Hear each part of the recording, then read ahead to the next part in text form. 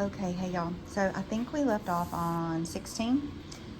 We finished all the function stuff. So 16 and 17, we are looking at graphs. And I know on the study guide, I had you guys actually graph them, but I will give you the graphs on the test.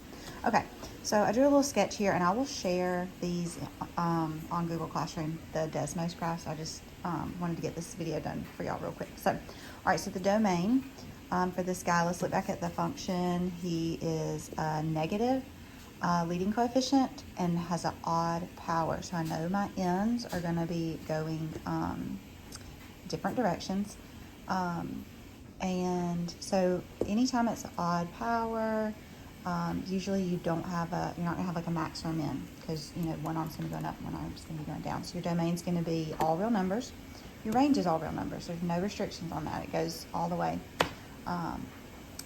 in both directions. Okay, sorry. Minimum. So I do have a relative minimum here at 0, -7, and a relative maximum. And remember, we just round to the nearest tenth. We're increasing just from 0 to 2.7. We always use our x values to describe those intervals. So the x values of those special points there. And then we're decreasing from -infinity to 0, decreasing again from 2.7 to infinity. And so remember, we're describing what the function is doing. So what the output values are doing over the input values. We use the x's to describe those intervals for increasing and decreasing intervals. All right. The end behavior is describing what the function is doing as x gets increasingly large and as x gets increasingly small. So left and right side of the graph is how you can kind of think about that. So it's like, what are the ends doing as x approaches positive infinity? So meaning the right side of the graph, as x is just continuing on, right? The function values are continuing to decrease. So that's why it's approaching -infinity. The left-hand side is where x approaches -infinity, and my function is, my y values are going to get increasingly bigger, and that's why we say f of x approaches positive infinity. Okay, so, and one easy way to remember that is if the arm's going up, f of x is going to positive infinity. If the arm's going down, f of x is going to -infinity. And then remember that we can determine that end behavior just by looking at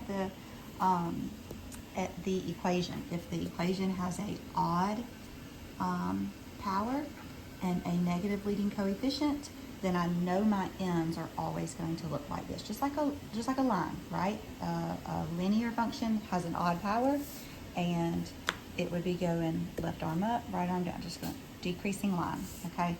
And that's because of that negative leading coefficient. All right, so then 17, we have a positive leading coefficient and a even power. So we know we're going to have, when you have that even power, you're going to have a minimum or a maximum. Now, because my leading coefficient was positive, I have a minimum, and so I need to say that that's the absolute minimum. That's the lowest my y values can go. There are no y values any lower than -1.5. And again, I graphed this using Desmos, okay? And I just sketched a graph for you guys so I could give you some explanation. So my domain can be anything, right? So I'm looking left and right. I have no restrictions on x, but I do have some restrictions on y, and that's what the range means. So say I'm starting at -1.5, that's the minimum, but y can be anything above that, and that's because both of those arrows continue up forever. So there is a minimum. I've mentioned that. I use that whole point, x and y. There is a relative minimum, so just a minimum over that specific, if you kind of mark it off here, and then a relative maximum as well there. And then of course I say where I'm increasing. So I'm increasing from -1.1 to -0.2. Then I'm increasing again from 1.3 to positive infinity.